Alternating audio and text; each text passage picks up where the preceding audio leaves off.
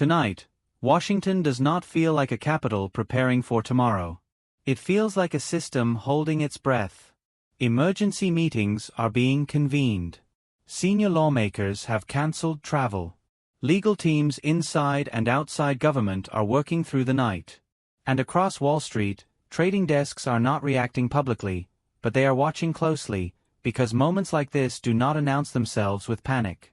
They arrive with silence. This is not a routine political storm. This is not another headline in an endless news cycle. This is the kind of moment that forces institutions to decide whether they still mean what they say. Behind closed doors, a question is circulating that the American system rarely has to confront directly. What happens when a sitting president is accused of crossing a constitutional boundary so fundamental that it threatens the balance of power itself? That question alone explains why tonight feels different. Why this moment feels unprecedented. America has endured political crises before. It has survived impeachments, resignations, court battles, even violence. But systems do not fail because of drama. They fail when rules stop constraining power. I have spent years studying how great powers behave under internal stress, how legitimacy erodes not in explosions, but in quiet decisions where leaders test whether limits still exist. In those moments, the outcome is not decided by rhetoric or popularity.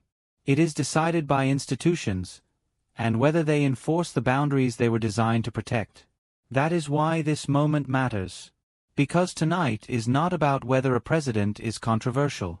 It is about whether constitutional limits are still operational when they become inconvenient. The action that triggered the crisis. At the center of this escalating confrontation is a single executive action, one that legal experts describe not as aggressive policymaking, but as a structural violation of authority. The issue is not ideological.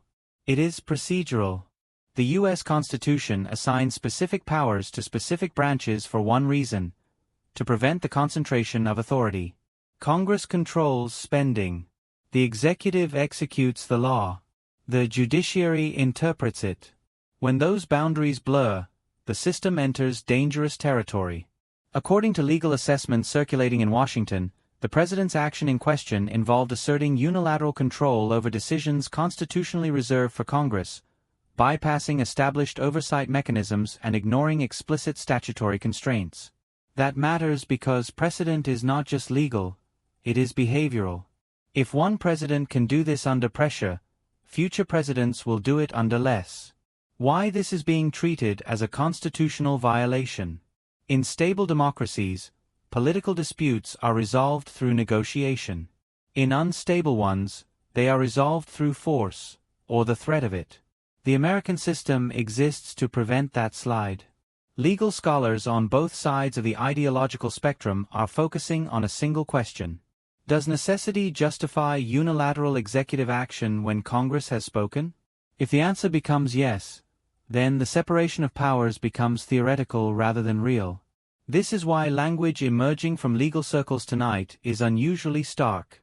Judges and constitutional experts do not use terms like clear violation or indefensible casually. Those words signal a belief that the action in question does not merely stretch authority, it breaks it. And once a constitutional boundary is broken, the system must respond. Silence becomes complicity. The judicial factor. Courts are inherently conservative institutions. They avoid political confrontation whenever possible. They move slowly, deliberately, and with caution. So when the judiciary begins issuing rulings or signals that directly challenge executive authority, it tells us something important. The perceived risk of allowing the action to stand is greater than the risk of institutional conflict. That is a dangerous threshold. Because once courts intervene, the question is no longer interpretation. It becomes enforcement. A system can survive disagreement. It cannot survive defiance. If judicial authority is challenged, or ignored, the legitimacy of the entire legal framework comes into question. And that is when instability accelerates. Fractures inside the political system. What makes this moment especially volatile is not opposition pressure. It is internal division. Inside the president's own political coalition, A debate is unfolding that goes far beyond party loyalty. Lawmakers are now being forced to choose between defending a leader and defending the institutional framework that gives their own authority meaning. This is where systems often break. History shows us that leaders rarely fall because of external attacks. They fall when insiders begin to calculate that continued support carries greater risk than withdrawal. And tonight, those calculations are happening quietly. Senior figures are asking questions that would have been unthinkable just months ago. Not because they oppose the president's agenda, but because they fear the precedent being set. That distinction matters. The escalation dynamic. Once a system enters this phase, escalation becomes structural.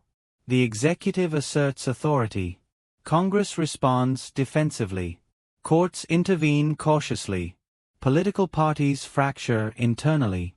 Each move increases the cost of retreat. At that point, compromise becomes difficult, not because actors are irrational, but because backing down now appears more dangerous than pushing forward. This is how constitutional crises harden. Why markets are watching carefully. Markets do not respond to politics. They respond to uncertainty. Global capital flows toward systems where rules are predictable, contracts are enforced, and institutions are stable. The United States has benefited from this trust for decades. It is the foundation of its financial dominance. But that trust is conditional. When investors sense that constitutional boundaries are being tested, and may not hold, capital does not wait for confirmation. It prepares alternatives. This is why tonight feels tense but quiet on Wall Street. Silence is not calm. It is assessment. If institutions hold, markets stabilize. If they fracture, the reaction will be swift and mechanical. Why this is bigger than one leader? This moment is not ultimately about Donald Trump. It is about whether the American system can still enforce limits on power when those limits become inconvenient. If the system holds, the presidency remains constrained, regardless of who occupies it. If it does not, the presidency is transformed by precedent into something fundamentally different. At that point, elections still occur. Courts still exist. Congress still meets. But the balance of power has shifted. Quietly. Permanently. The international dimension. Foreign governments are watching closely. Not because they care about American politics, but because they care about American reliability. The United States anchors global systems not through force alone, but through institutional consistency. Allies trust commitments because they trust continuity. Adversaries restrain themselves because they trust predictability. A constitutional crisis undermines both. If American institutions appear unstable, global actors adjust accordingly.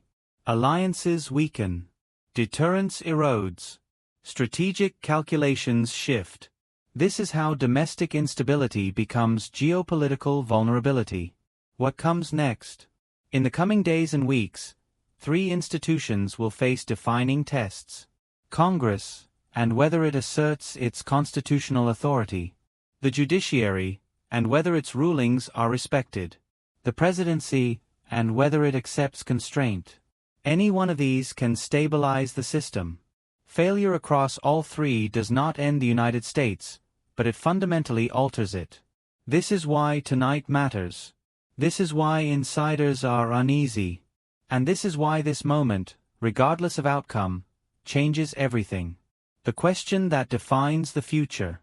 At its core, this crisis asks a single question. Is the Constitution still the highest authority in the United States? Or has power shifted, quietly, incrementally, toward the individual who occupies the presidency? History shows us that systems rarely collapse in dramatic moments. They erode when boundaries are tested and not restored. The answer to that question is coming. And when it does, it will shape not only American politics, but American power, markets, and credibility for generations. History is being written. The only question now is whether the system holds, or yields.